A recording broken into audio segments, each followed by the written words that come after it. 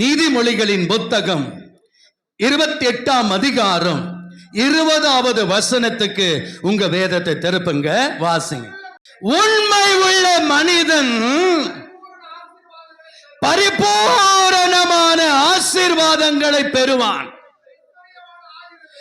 ஐஸ்வர்யவன் ஆவதற்கு தீவிரிக்கிறவனோ ஆக்கினைக்கு தப்பான்.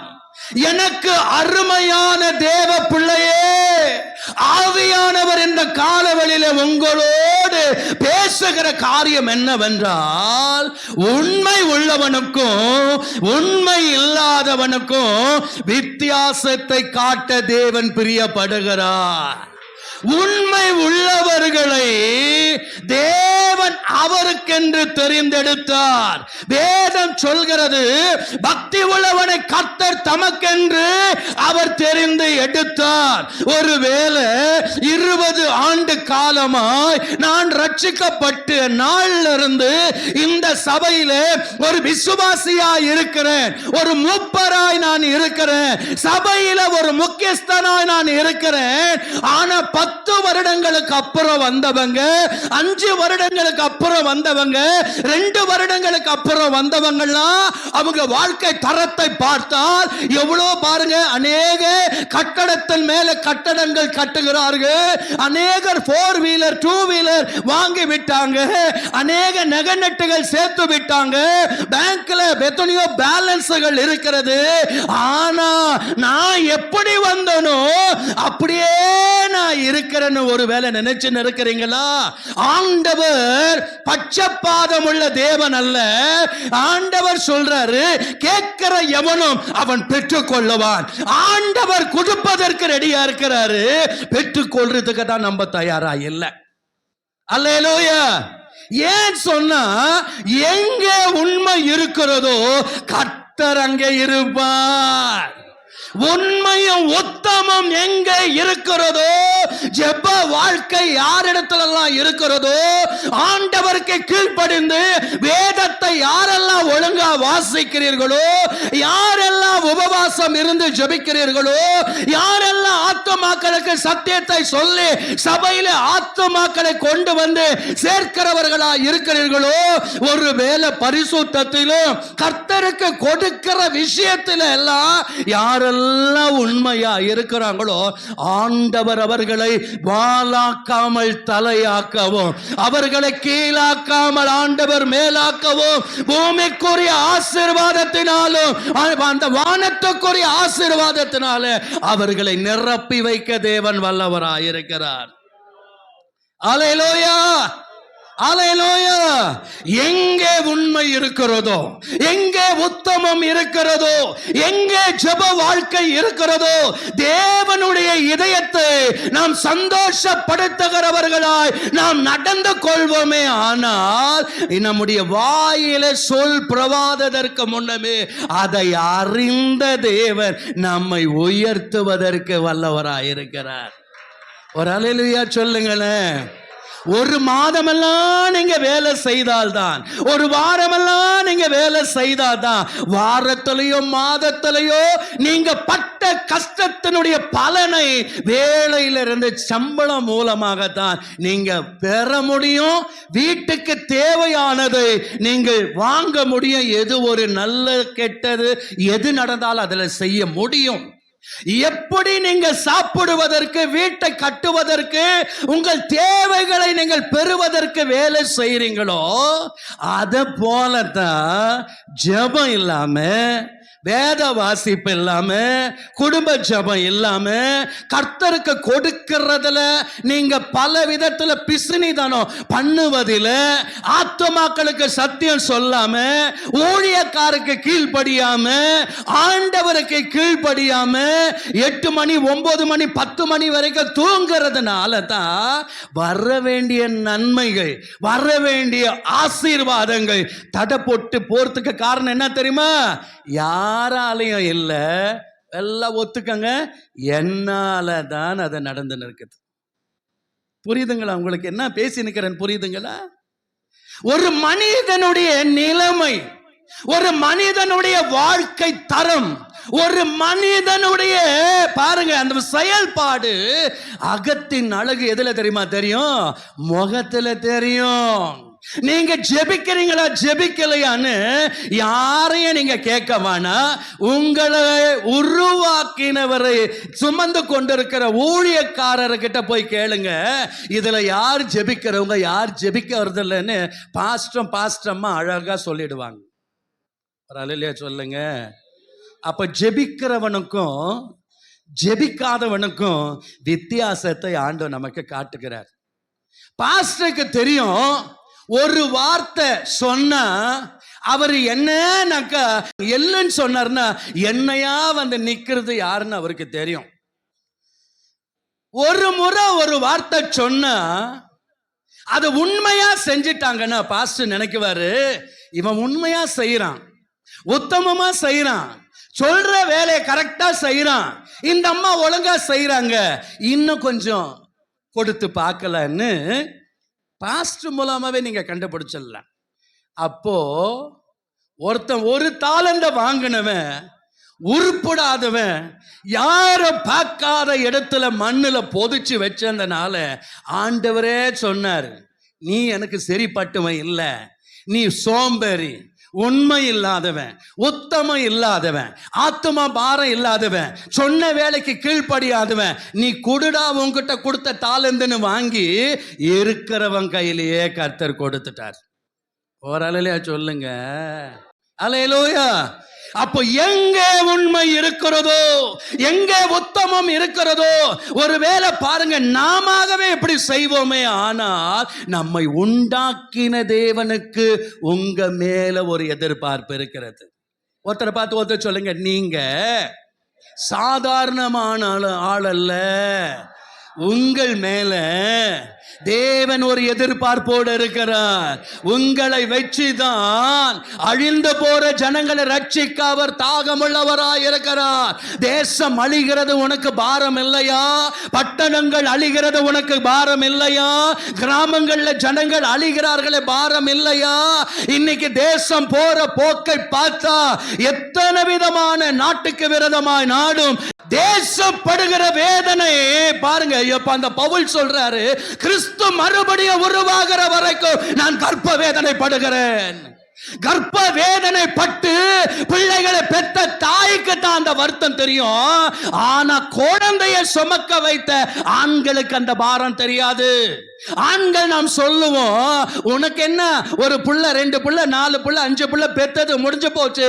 ஆனா வாழ்நாளெல்லாம் நான் என்னைக்கு உன்னை கரம் பிடிச்சு உன்னை கொண்டு வந்தனோ அந்த நாள்ல இருந்து இந்த நாள் படுற பாடு எனக்கு தான் தெரியும்ன்றோம் நம்ம. ஆனா கர்ப்ப வேதனை படுகிறவர்களுக்கு தான், அந்த ஒரு பிள்ளைய பெற்று எடுக்கிற தாய்மார்களுக்கு தான் அதோடைய வருத்தம் தெரியும். அது போலத்தான் பவுல் சொல்லுகிறார், ஓ கிறிஸ்து எனக்குள்ள உருவாகிற வரைக்கும் நான் கர்ப்ப வேதனை படுகிறேன். ஆண்டவருடைய இதயத்தில் இருந்த பாரம் நமக்கு வரணும். அவர் பகலெல்லாம் ஊழியங்களை செய்தார், இரவெல்லாம் ஜெபம் அலையில அவர் ஜெபித்துக் கொண்டு இருந்தார். அவருக்குள்ள ஆத்துமா பாரம், வியாதிஸ்தர்களை சுகமாக்க வேண்டும், பிசாசு பிடியில இருந்தவர்களை சுகம் கொடுக்கணும், மரித்தவர்களை உயிரோடு எழுப்பணும், எத்தனையோ அதிசயங்களை அற்புதங்களை செய்து பிதாவுடைய சித்தத்தை நிறைவேற்ற நமக்கு ஒரு மாதிரியாய் மாடலாய் இந்த உலகத்தில் வாழ்ந்து உனக்கும் எனக்கும் ஒரு ஸ்தலத்தை ஆயத்தம் பண்ண போயிருக்கிறார். அல்லேலூயா, அல்லேலூயா. நான் போய் வர வரைக்கும் உங்களை நான் திக்கற்றவர்களாய் விட, உங்களிடத்துல வருகிற வரைக்கும் பரிசுத்த ஆவியாகிய திரியேக தேவனை நமக்கு கர்த்தர் கொடுத்து போயிருக்கிறார். அந்த பரிசுத்த ஆவியானவர் நம்மோடு இருந்து நம்மை வைத்து பெரிய காரியங்களை செய்ய அவர் விரும்புகிறார். ஆனா நீங்க தயாராய் இல்லை. நானும் என் கணவனும் என் பிள்ளைங்களும் என் குடும்பமே நல்லா வாழ்ந்தோம்னா போதும், யார் எப்படி போனாலும் அது எனக்கு கவலை இல்லைன்னு வாழ்ந்துன்னு இருக்கிறீங்களா? இயேசு அவருக்காக வாழல, பிறருக்காகத்தான் அவர் வாழ்ந்து ஓட்டத்தை அவர் முடித்தாரே. ஆண்டவர் சீஷர்களுக்கு என்ன கற்றுக் கொடுத்தார்? நீங்கள் உலகமெங்கும் போய் சகல ஜாதிகளுக்கும் சுவிசேஷத்தை அறிவிங்க. அல்லேலூயா. ஆத்தும பாரம் இல்லாதவர்களை வைத்து தேவன் ஒன்றும் செய்ய முடியாது. ஆண்டவர் சொன்னார், எறும்பு கிட்ட போய் கத்துக்கோ உன் சுறுசுறுப்ப. 6 மாதம் கஷ்டப்பட்டு ஒளிச்சு சேர்த்து வைக்குது. 6 மாதம் கோடை காலத்துல அப்ப கூட வந்து தாங்குது, உட்காந்து சாப்பிடுது. ஐயா, உங்களை குறித்து தேவன் ஒரு திட்டம் வச்சிருக்கிறார். ஒருத்தர் பத்தி ஒருத்தர் பேசுங்க. உங்களை வச்சு ஏதோ ஒரு காரியத்தை செய்ய அவர் விரும்புறார். அந்த சித்தத்துக்கு நீங்க உங்களை உப்பு கொடுக்கல, நீங்க விட்டு கொடுக்கல. உங்களை வச்சு நீங்க ஒருவேளை நினைக்கலாம், எனக்கு வயசா எடுச்ச, நான் என்ன வச்சு என்னத்தை செய்ய போறேன். உங்க ஜபத்தின் மூலமாய் இந்த தேசத்துக்கு ஒரு பெரிய நன்மையை தேவன் ஏற்படுத்துவார். அன்பு தம்பி, உங்களை வச்சு அநேக வாலிபர்களை தேவன் அண்டை இழுப்பதற்கு என் ஆண்டவர் சித்தமுள்ளவராய் இருக்கிறார். இந்த உலகம் கொடுக்காத மதிப்பு, மரியாதை, உண்மை, நம்பிக்கை, எதிர்பார்ப்பு என் ஆண்டவர் உங்க மேல வச்சிருக்கிறார். அதிகால வேளையில உன்னை தேடி வருகிறார். என் மகன் ஜபிப்பானா, என் மகள் ஜபிப்பாளா? மத்தியான வேளையில கர்த்தர் நம்மோடு பேச ஆரம்பிக்கிறார். எவ்வளவு நேரம் டிவியில உட்கார்ந்து டிவிக்கு சீரியல்களுக்கு அடிமையாய் உட்கார்ந்து இருக்கிற? எழுந்து போ, தேசம் அழிகிறது, பட்டணம் அழிகிறது. ஜெபம் பண்ணு, ஊழியத்துக்காக ஜெபம் பண்ணு, ஊழியக்காரருக்காக ஜெபம் பண்ணு. அக்கத்து வீடு, பக்கத்து வீடு, தெரிஞ்சவங்க, தெரியாதவங்க, உன் குடும்பத்தில் எவ்வளவு பேர் ரட்சிக்கப்படாத இருக்கிறாங்களே, உன்னை நான் உயர்த்துவதின் நிமித்தமாய், உன்னோடு நான் இருப்பதின் நிமித்தமாக உன் நல்வழியை பார்த்து அநேகர் ஆலயத்துக்கு ஓடி வரணும்னு எதிர்பார்க்கிறார். எங்கே தேவன் எதிர்பார்க்கிற உண்மை? வாயில உண்மை இல்ல. பிசினஸ்ல கூட அநேகர் போர்ச்சேரி வேலைகளை செய்கிறோம். பாருங்க, ஆண்டவருக்கு பிடிக்காத வேலைகளை செய்கிறோம். உண்மை இல்ல. கொஞ்சத்துல உண்மையாய் இருந்தா அநேகத்துல தேவன் நம்மை அதிகாரியா வைப்பார். இந்த ஊழியம் ஸ்தாபிப்பதற்கு தேவன் ஒரு திட்டம் வச்சார்.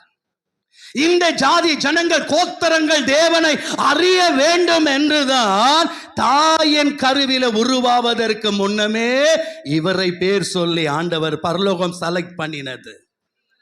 ஏற்ற வேளை வந்தவுடனே கர்த்தர் இந்த இடத்துல கொண்டு வந்து நிறுத்தினார்.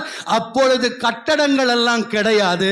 என் மகனே, உன்னை உண்மை உள்ளவன் என்று எண்ணி இந்த கனமான ஊழியத்தை உன் கையில கொடுக்கிறப்பா.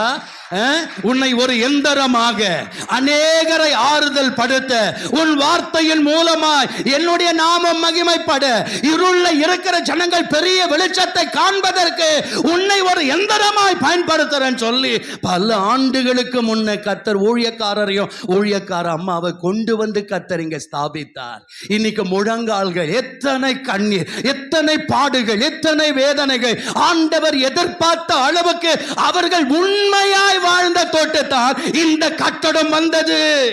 இந்த கட்டடத்தில் உண்மையாய் ஆராதித்த தோட்டத்தால் நீங்கள் எல்லாரும் வந்தீங்க.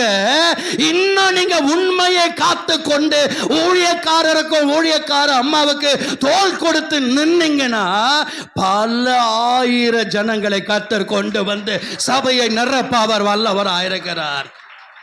ஒருத்தரை பார்த்து ஒருத்தர் சொல்லுங்க, கொஞ்சத்துல உண்மையா இருந்தா அநேகத்துல தேவன் உங்களை அதிகாரியா வைப்பா. வாலிபனே, உங்களை அதிகாரியா வைப்பார். என் சகோதரியே, உங்களை அதிகாரியா வைப்பார். ஒருவேளை எனக்கு சொந்த வீடு இல்லைன்னு உட்கார்ந்து இருக்கிறியா? என் பிள்ளைங்களுக்கு கல்யாணம் நடக்கலைன்னு உட்கார்ந்து இருக்கிறியா? எனக்கு வேலை இல்லை, எனக்கு படிப்பு இல்லை, எனக்கு அந்தஸ்து இல்லை, எனக்கு கௌரவம் இல்லைன்னு உட்கார்ந்து இருக்கிறியா? என் ஆண்டவர் சொல்லுகிறார், நான் பட்சபாதம் உள்ள தேவனை அல்ல, எந்த மனுஷனையும் பிரகாசிப்பிக்கிற மையான ஒளி. அவர் நேற்றும் என்றும் என்றும் மாறாதவர். காற்றையும் கடலையும் அதட்டினவர், இறையாத அமைதலாயிரு என்று சொன்னவர். உனக்கு விரதமாய் உருவாக்கப்படுகிற எந்த ஆயுதத்தையும் தேவன் வாய்க்காமல் போக பண்ணுவார். உலகத்தில் இருக்கிறவனை பார்க்கலாம், உனக்குள்ள இருக்கிறவர் பெரியவர். கரங்களை தட்டுங்க, வாயில அறிக்கை பண்ணுங்க. உலகத்தில் இருக்கிறவனை பார்க்கலாம் சொல்லுங்க. உலகத்தில் இருக்கிறவனை பார்க்கலாம், எனக்குள்ள இருக்கிறவனே பெரியவர். ஹல்லேலூயா. அவர் உண்மை உள்ளவர் என்றால் அவரை ஆராதிக்கிற நீயும் நானும் உண்மை உள்ளவர்களா இருக்கணும். ஹல்லேலூயா.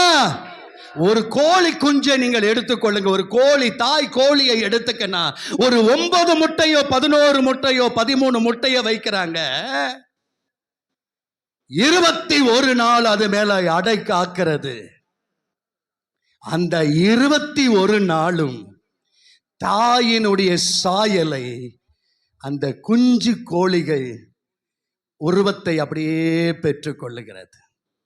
தாயுடைய குணமெல்லாம் அந்த இடத்துல அந்த உஷ்ணத்தின் நிமித்தமாய் வந்து விடுகிறது. அத போலதான் ஆண்டவர் ஆகிய தாய் கோழி ஆகிய ஆண்டவர் உடைய மறைவிடத்துல நாம் இருக்கிறோம். உன்னதமானவரின் மறைவில் இருக்கிறவன் சர்வ வல்லவருடைய நிழலில் தங்குவார். அந்த உன்னதமானவருடைய அடைக்கலத்துல பாதுகாப்புல யாரெல்லாம் வந்து நீங்க சேர்ந்துடுறீங்களோ உங்களுக்கு ஒரு பெரிய பாதுகாப்பு. வேடனுடைய கண்ணுக்கும் பாலாக்கிற கொள்ளை நோய்களுக்கும் நம்மை தப்புவித்து கனப்படுத்த என் ஆண்டவர் வல்லவராயிருக்கிறார். அல்லேலூயா. உண்மையாய் நாம் இருக்கும் போது தேவன் கத்துக் கொடுக்கிற பாடம் இதுல பார்த்தோம். தீவிரிக்கிறவன் ஐஸ்வர்யவன் ஆவதற்கு இரண்டாவது கேட்டகரி குறுக்கு வழியில பணம் சம்பாதிக்கணும். எப்படி ஆகிலும் யார ஊரை அடிச்சு ஒலையில நம்ம என்ன செய்யணும், போடணும். எனக்கு குறுக்கு வழியில வர்றான், ரோட்ல அம்மாமாருங்க நடக்க முடியல, செயினை பிடிச்சி இழுத்துன்னு போயிடுறான். அவன் தேவைக்காக கொலை பண்ணி விடுகிறாங்க. இன்னைக்கு குறுக்கு வழியில எப்படி ஆகிலும், ஆனா அவனுடைய முடிவு பரிதாபம். நீ கஞ்ச குடிச்சாலும் கோல குடிச்சாலும் வஸ்திரமே இல்லைனாலும் தாவீது யோபு சொன்னார், கர்த்தர் என்னை கொண்டு போட்டாலும் நான் அவர் பேர்ல நம்பிக்கையாயிருப்பேன். ஒரு அல்லேலூயா சொல்லுங்க. கொஞ்ச காலம் பாட அனுபவிக்கிற உன்னை கர்த்தர் சீர்படுத்தி சிறப்படுத்தி தேவன் உன்னை பலப்படுத்தி கொண்டிருக்கிறார்.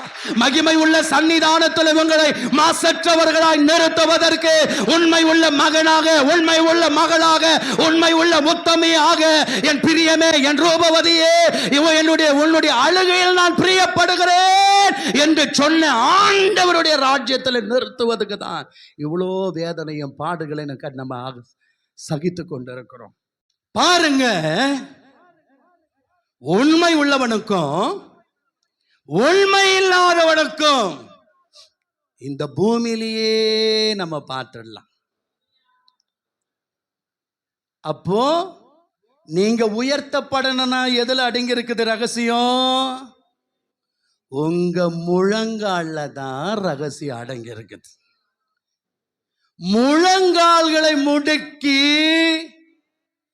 குடும்ப ஜெபங்களை செய்து, தனிப்பட்ட ஜெபங்களை செய்து, அதிகமாய் வேதத்தை வாசித்து, உபவாசம் இருந்து, ஊழியக்காருக்கு கீழ்ப்படிந்து, பண விஷயம் ஆனாலும் ஆண்டவருக்கு கொடுக்கிற விஷயம் ஆனாலும் எந்த ஒரு நல்ல காரியங்கள் ஆனாலும் உனக்குன்னு ஒரு மைப்பன், உனக்குன்னு ஒரு சபை, நீ கஷ்டப்பட்ட பணத்துல முதல் பலன் தசமபாக காணிக்கையை பண்டக சாலையில கொண்டு வந்து கொடுப்பது ஓ மேல கொடுத்த கடமை. பாருங்க, ஒரு நாளும் தேவனுடைய ஆலயத்தை நம் கல்லர் குகையாய் மாற்றக்கூடாது. இதுல நீங்க உண்மையா இருந்துட்டீங்கன்னா அவருக்கு தெரியும் இப்ப நிறைஞ்சு போச்சு. வராதவங்க நிறைய பேர் இருக்கிறாங்கல்ல, இதுலயே உக்காரத்துக்கு இடம் இல்லைன்னு அவருக்கு தெரிஞ்சு போச்சு. இப்ப இதை விட பெருசாக்குவதற்கு தேவன் விரும்புகிறார். அப்ப நம்ம என்ன செய்ய வேண்டும் என்றால், ஒவ்வொரு விசுவாசியும், ஒவ்வொரு சகோதர சகோதரிகள் யாராய் இருந்தாலும் ஒவ்வொன்னுலயும் நம்ம உண்மையை உத்தமத்தை கடைபிடிக்கணும். ஒரே ஒரு மனிதனை காட்டிட்டு நான் முடிக்க விரும்புகிறேன். அவன்தான் யோசேப்பு. 37ஆம் அதிகாரம் 2ஆம் வசனத்தை பாருங்க. ஆதியாகமம் 37:2 வரலாறு. யோசேப்பு 17ஆம் வயதில் சகோதரர்கள் உடனே ஆடுகளை மேய்த்து கொண்டிருந்தான்.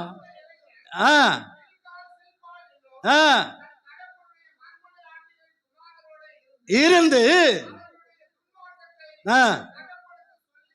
அவர்கள் செய்கிற அட்டூழியம் அக்கிரமத்தை என்ன செய்தான்? தாய்க்கும் தகப்பனுக்கு என்ன பண்ணா? சொல்லின்னு வந்தான். யோசேப்பு 11வது பிள்ளை, 12வது ஒரு தம்பி இருக்கிறான், அவன் தான் பெஞ்சமின். முதல் மகன் ரூபன். இவர்கள் 12 பிள்ளைகளில ஆண்டவர் 12 பேரையும் ஊழியத்துக்கு அழைக்கல. பாருங்க, அதே போலதான் அக்கத்து வீட்டுக்கு வராத ரட்சிப்பு, பக்கத்து வீட்டுக்கு வராத ரட்சிப்பு, உன் குடும்பத்துல உன் கூட பிறக்காதவங்க ரட்சிக்கப்படாத அவங்களுக்கு வராத ரட்சிப்பை ஆண்டவர் உனக்கு கர்த்தர் கொடுத்து உன்னை சபையில கொண்டு வந்து உண்மையும் உத்தமமான ஊழியக்காரனே, ஊழியக்காரியே, என் மகளே, என் மகனே, பிரியமான என்று யாருக்கு வராத ரட்சிப்பை கர்த்தர் உனக்கு கொண்டு வந்து வச்சிருக்கிறார். அதுதான் யோசேப்புடைய வாழ்க்கையில 11 பேருக்கு வராத ரட்சிப்பை கர்த்தர் அவனுக்கு 17 வயசுல கொடுத்தார். அவன் யாரு தெரியுமா? தேவனுக்கு பயந்தவன். யாருக்கு பயந்தவன்? எல்லாம் வாயை திறந்து பேசுங்க. யாருக்கு பயந்தவன்? கர்த்தருக்கு பயந்தவன். அவன் பாருங்க, பயந்தபடினால் கர்த்தர் அவனோடு இருந்தார். முதலாவதாக, எங்க உண்மை இருக்கிறதோ, எங்க தெய்வ பயம் இருக்கிறதோ, கர்த்தர் அவங்க கூட இருப்பார். ஒரு ஆளிலையா சொல்லுங்க, சொல்லுங்க. ஒருத்தரை பார்த்து ஒருத்தர், தெய்வ பயம் உங்களுக்கு இருக்குதா?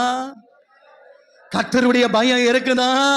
காலையில 10 மணி ஆராதனைன்னு சொன்னா எவ்வளவு மணிக்கு வர்றீங்க கேளுங்க. வீட்டுல குடும்ப ஜபம் இருக்குதா? தனிப்பட்ட ஜபம் இருக்குதா? ஒரு நாளைக்கு ஒரு ஆத்மாவுக்கு சத்தியம் சொல்றியா? ஒரு ஆத்மாவை கொண்டு வருகிறியா? இந்த வாரம் எல்லாம் எவ்வளவு பேரை நீ சந்திக்கிற அந்த பாரம் நமக்கு இருக்குதா? கர்த்தர் என்ன செய்தா தெரியுமா? யோசேப்போடு இருந்தார். அண்ணன் தம்பி பிளான் பண்ணானுங்க, நம்ம எந்த தவறு செய்தாலும் நம்ம அப்பா அம்மாவுக்கு இவனுங்க என்ன பண்றானுங்க? சொல்லிடுறாங்க. அதனால இவன் என்ன செய்யணும்? ஆனா தாய் தகப்பனுக்கு ஃபேவரட் பிள்ளை எது தெரியுமா? யோசேப்பு தான். ஒரு ஆளிலே சொல்லுங்க. அகில உலகத்தின் ராஜாவ நீ உண்மையோ உத்தமமாய் உன் கற்புள்ள நடக்கையை பத்திரமாய் வைத்து கர்த்தருடைய இதயத்தை புரிந்து கொண்டு அவருக்கு ஏற்றபடி வாழ்வாயானார். யோசேப்பு 17 வயதுல அண்ணன் தம்பியால புறக்கணிக்கப்பட்டு பாலாங்கணத்துல கொண்டு போய் அவனை அடித்து கொள்ள போறாங்க. அப்ப மூத்த அண்ணன் ரோபன் சொல்றார், பார்வனுக்கு 20 பணத்துக்கு நம்ம வித்து போட்டலாம். அவன் விற்கப்பட்டான். எகிப்துல போற வரைக்கும் பார்வோனுடைய காரியத்துல ஜெயமே இல்லை, எல்லாம் தோல்வி.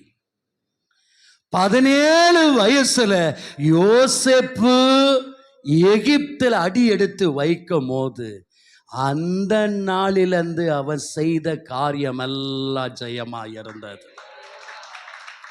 அந்த யோசேப்பு புரிந்து கொண்டான், இவ்வளவு காலம் நான் செய்தது ஒன்றும் எடுபடல.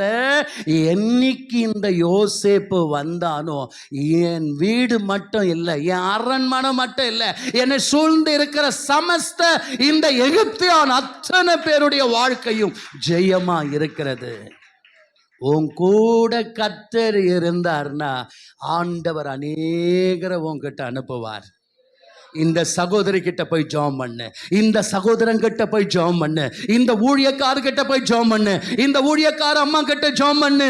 அநேகர் உன்னை தேடி வந்து உன் ஜெபத்துக்காக காத்திருக்கிற நாட்களை வைத்து தேவன் எதிர்பார்த்து கொண்டிருக்கிறார்.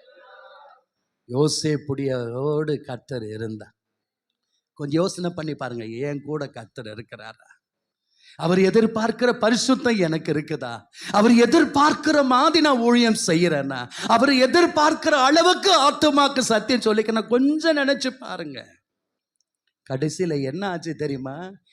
எப்போ இவன் எகிப்துல போர்த்திபாருடைய வீட்டுல அடி எடுத்து வைச்சானோ, ஒன்னு ராஜாவுக்கு பாருங்க, பார்வோனுக்கு மனைவியா இருக்கிறவளுக்கு புருஷன் இல்லாத வேலையில, ஏன்னா இவனுடைய அழகு வித்தியாசமாயிருந்துச்சான். இவனை பார்த்த உடனே போர்த்திபாருடைய மனைவி நினைக்கிறா, இவனை விடக்கூடாது. என் கணவன் இல்லாத நேரத்தில் இவனை எனக்கு ரெண்டாந்தரமாய் நான் கொள்ள வேண்டும். உங்களுக்கு புரிஞ்சிருக்கும்னு நினைக்கிறேன். பிள்ளைங்க இருக்கிறாங்க. இவனை எப்படியாகில நம்ம கவர் பண்ணணும். இன்னைக்கு நிறைய பேர் அப்படிதான். அழகான பெண் ஜாதியை கர்த்தர் கொடுத்து இருப்பார். கிளி மாதிரி இருப்பாங்க மனைவிங்க. நிறைய கணவருங்க கொருங்கு பின்னால தெரியுறாங்க. நான் உங்களை சொல்லல, நீங்கெல்லாம் நல்லவங்க. ஹலோ சொல்லுங்க. ஆண்டவரை பார்த்து, எனக்கு கிளி மாதிரி கொடுத்த மனைவிக்காக ஸ்தோத்திரம். சொல்றவங்கெல்லாம் பாக்கியவானுங்க. நான் சொல்றேன் பாருங்க, எனக்கு தாய்க்கு தாயா, மனைவிக்கு மனைவியா, என் நல்ல அருமையான மனைவியை கொடுத்தார் ஆண்டவர் எனக்கு. இன்னும் 3 ஹவர் ஜோம் பண்ணுருவோம். ஒரு நாளைக்கு முழங்காலில் நிற்கிறவோ, வெலை கொலகளெல்லாம் பேச மாட்டா. எப்பவுமே கண்ணில் தண்ணி, புறாத்த கண்ணில் தண்ணி இருக்கிற போல என் மனைவி கண்ணில் இருக்கும். நான் பெருமையாக பேசுகிறேன் அவள் இல்லாததுனால. ஏன்னா எதிர்க்க பேசினா கொம்பு வந்துடும். 2க்கு 2 அடி டைல்ஸ் என் மனைவி அழுது அழுது ஜபிக்கிற இடம் எல்லாம் உப்பு பூத்த மாதிரி ஆயிட்டு இருக்குது. ஐயா, அழகான மனைவி கொடுத்ததுக்கு ஸ்தோத்திரம் பண்ணுங்க ஆண்டவருக்கு. அழகான பிள்ளைங்களை கொடுத்ததுக்கு கர்த்தருக்கு ஸ்தோத்திரம் பண்ணுங்க. அழகான கணவர்களை இல்லை, கணவனை கொடுத்ததுக்கு ஸ்தோத்திரம் பண்ணு. அழகான பிள்ளைங்களை கொடுத்தாரு, அதுக்கு ஸ்தோத்திரம் பண்ணு. இந்த குரங்கு என்ன பண்ணுச்சுன்னா, கணவன் கொஞ்சம் வெளியே போய் இருக்கும் போது இவளும் கெடுத்துக்குன்னு பரிசுத்தமா வாழ்றவங்களை கூட கெடுக்கிறதுக்கு அநேகரும் ஓட்ட தேடி எவ்வளோ பேர் வராங்க தெரியுமா? ஜெப நேரம் தெரிஞ்சு அந்த நேரத்தை தான் பிசாசு யாருன்னு அனுப்பி வைக்கும். இந்த மாதிரி யோசேப்பை கவர் பண்றதுக்காக போர்த்திபாருடைய மனைவி எழும்பிட்டான். உடனே அந்த காரியங்களுக்கு அவன் சம்மதிக்காததுனால பாருங்க, அந்த பாவத்துக்கு விலகி ஓடும் போது ராஜா கிட்ட என்ன தெரியுமா சொன்னா என்ன சொன்ன தெரியுமா?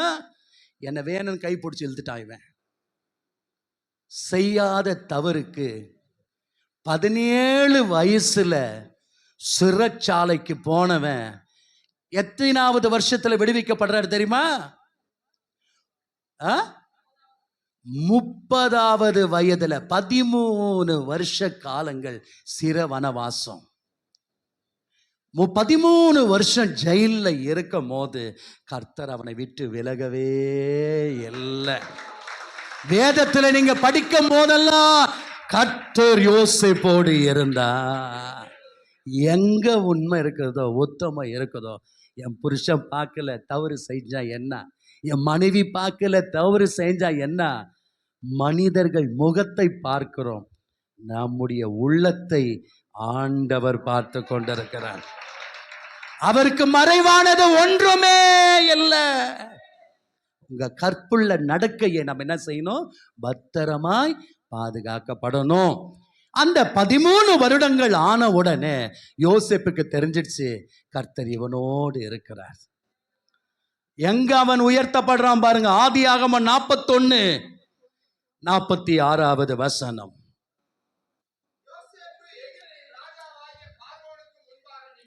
பாருங்க, பார்வனுக்கு முன்பாக யோசேப்பு நிற்கும் போது எத்தனை வயது? 30 வயதா இருந்தான். புறப்பட்டு எகிப்து தேசம் எங்கும் அவன் போய், ஒரு அலையிலே சொல்லுங்க, மன்னனாக ராஜாவாக எப்ப முடி சூட்டப்படுறாரு தெரியுமா? 30 வயதுல. எவ்வளவு வருஷம் ஆயிடுச்சுன்னு கவலைப்பட்டுக்கிறியா? நல்ல நிலைமைக்கு நான் வர்றதுக்கே முடியல நினைக்கிறியா? இன்னிலிருந்து உண்மை பக்தியை சரியா காட்டிப்பார். இவ்வளவு காலம் நீ ரட்சிக்கப்பட்ட நாள்ல இருந்து இந்த நாள் வரைக்கும் முதலாவது தேவனுடைய ராஜ்யத்தையும் அவருடைய நீதியை அதிகமா இன்னும் தேட ஆரம்பித்து பாருங்களேன். 30 வயதுல இவனை மன்னனாக முடிசூட்டின தேவன், உன் வயசு தரம் ஏழை பணக்காரன் வித்தியாசம் பார்க்காமல் உன்னை உயர்த்தி வைக்க என் தேவன் வல்லவராக இருக்கிறார். உன் துக்க நாட்கள் முடிகிற வேலை வருகிறது. எவ்வளோ வாக்கு தத்தங்களை எங்கள் ஊழியக்காரர் பேசி இருக்கிறார். பல வருஷங்களாய் நான் வாக்கு தத்தங்களை பெற்றிருக்கிறேன். இந்த வாக்கு தத்தத்தின்படி என் வாழ்க்கை நடக்கிற நெஞ்சனக்கறியா, ஒருவேளை இந்த வாரத்திலே உன் வாழ்க்கையில் ஆரம்பம் ஆயிடும், இல்ல வருகிற மாதத்தில் ஆரம்பம் ஆயிடும், இல்ல இந்த வருடத்தின் முடிவில் நடக்கும், இல்லாவிட்டால் புதிய ஆண்டில மகிமையான காரியத்தை கர்த்தர் பார்க்க அந்நிய கண்களில் உன் சொந்த கண்ணே பார்க்க தேவன் வைப்பார். யோசேப்புடைய வாழ்க்கையில மன்னனாக முடிசூட்டப்பட்ட வருடம் 30. உன்னை கனப்படுத்தி மேன்மைப்படுத்த என் ஆண்டவர் வரப்போகிறார். இங்க மட்டும் நமக்கு கனம் இல்லைங்க.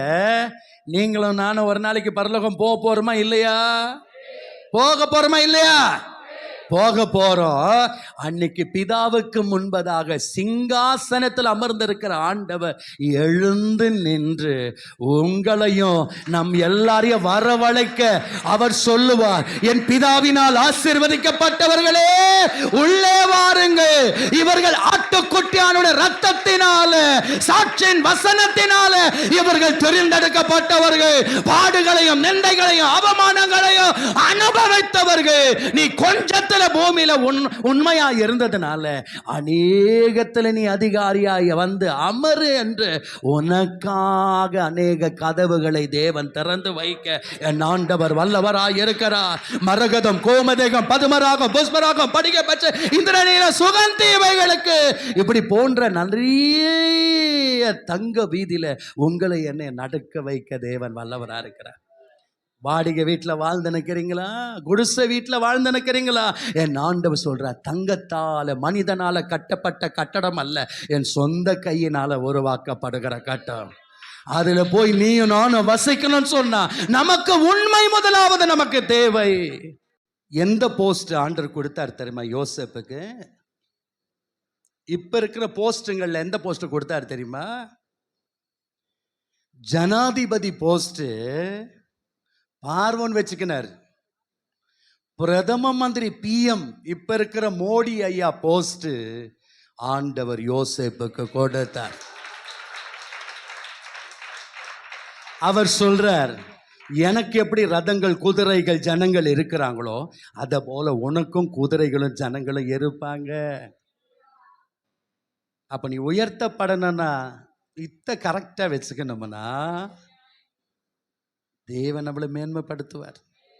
நீங்க வீட்டில் படிச்சுக்கங்க. ஹல்லேலூயா, தேங்க்யூ லார்ட், ஸ்தோத்திரம். ஆதியாகமம் 41 எல்லாம் குறித்து நீங்கள் வீட்டில் பார்த்துக்கோங்க. 47, 49, 52, 53, 57 இதுலேயே 41ஆம் அதிகாரம் 40, 41, 42, 43 வீட்டில் படிச்சுக்கங்க. ஏசாயா 3:10 படிங்க. ஏசாயா 3:10 உங்களுக்கு நன்மை உண்டாகும் என்று யாருக்கு சொல்லுங்க? ஒருத்தரை பார்த்து ஒருத்தர் சொல்லுங்க, இப்ப உங்களுக்கு நன்மை உண்டாகிற வேலை வருகிறது. கர்த்தர் சொல்லுகிற வார்த்தை சொல்லுங்க, தைரியமா சொல்லுங்க, விசுவாச அறிக்கை பண்ணுப்பா. வாயை திறந்து சொல்லுங்க, கையை பிடிச்சு சொல்லுங்க, வார்த்தை வாக்குத்தத்தங்களை பற்றி கொள்ளுங்க. சொல்லுங்க, ஒருத்தர் படிங்க. உங்களுக்கு நன்மை உண்டாகும்படி நீதிமான்களுக்கு சொல்லுங்க, அவர்களில் தங்கள் கிரியைகளின் பலனை அனுபவிப்பார்கள். என்கிட்ட இன்னைக்கு காலையில வரும்போது கர்த்தர் சொன்ன, என் பிள்ளைங்க ரொம்ப சோர்ந்து இருக்கிறாங்க, அவங்களுக்கு போய் சொல்லு, இவங்களுக்கு போய் சொல்லு, அவர்களுடைய வாழ்க்கையில நான் தென்படுவேன். அவங்க வாழ்க்கை தரம் உண்மையா இருந்தா, உத்தமமா இருந்தா, அவர் நீதிமான்களுக்கு போய் சொல்லு, அவர்கள் தங்கள் கிரியைகளின் பலனை அனுபவிப்பார்களா. ஒருத்தரை பார்த்து ஒருத்தர் நல்லா சொல்லுங்க படிச்சு, உங்களுக்கு வர வேண்டிய பலனை நீங்க அனுபவிக்கிற நேரம் வருது. உங்களுக்கு வச்சிருக்கிற ஆசீர்வாதத்தை பெறுகிற நேரம் வருகிறது. ஹல்லேலூயா. கடைசி ஒரே ஒரு வசனம் படிக்க முடிக்கிறேன் நான். ஏசாயா 45:4. வெண்கல கதவுகளை உடைத்து இரும்பு தாழ்பால்களை முறித்து அந்தகாரத்தில் இருக்கிற புதையல்களையும் ஒளிப்படத்தில் இருக்கிற புதையல்களையும் ஒரு அலையிலே சொல்லுங்க. எப்படி இருந்தா எப்படி வரும் சொல்லுங்க. ஒருத்தரை பார்த்து ஒருத்தர் சொல்லுங்க, நீங்க உண்மையா இருந்தா, இந்த வசனத்துக்கு உயிர் இருந்தா, இதை நம்பி நீங்க கீழ்ப்படிஞ்சா, ஆம் என்றும் ஆமேன் என்றும் கர்த்தர் நிறைவேற்ற வல்லவரா இருக்கிறாரு. கரங்களை தட்டி நல்லா, யோபு வாழ்க்கையில உண்மையா இருந்ததுனால தான் அவன் இழந்த எல்லாவற்றிலும் 2 மடங்கு ஆசீர்வாதத்தை கொடுத்தார். ஒரு அலையிலே சொல்லுங்க. எத்தனை பேர் உண்மையா இருக்க விரும்புறீங்க? பொய் பித்தலாட்டம் விட்டுடலாமா? தேவனுக்கு பிரியமில்லாதெல்லாம் விட்டுடலாமா? புருஷனை ஏசுறது, பேசுறது, திட்டுறது, அடிக்கிறது, வாடான்றது, போடான்றதெல்லாம் விட்டுடலாமா? குரங்கு பின்னாலெல்லாம் போறதெல்லாம் விட்டுடலாமா? பெண்கள் பின்னால போறத விடலாமா? தேவனை பார்க்கல, பாஸ்டர் பார்க்கல, யாரை பார்க்கலன்னா அந்தரங்க பாவங்களெல்லாம் விட்டுடலாமா?